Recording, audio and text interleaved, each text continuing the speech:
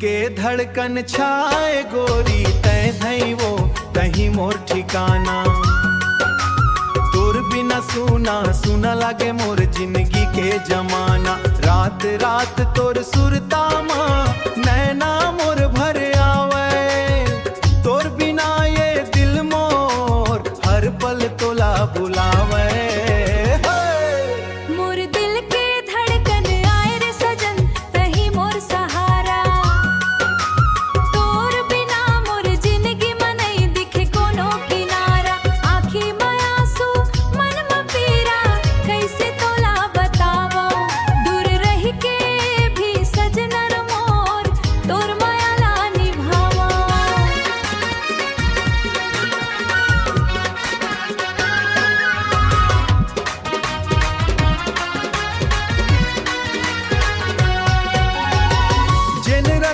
संग चले रहन आज वो ही रास्ता रोवे।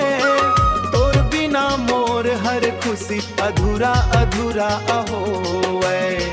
चंदाला देखूं तोर चेहरा तारा मा तोर नैन।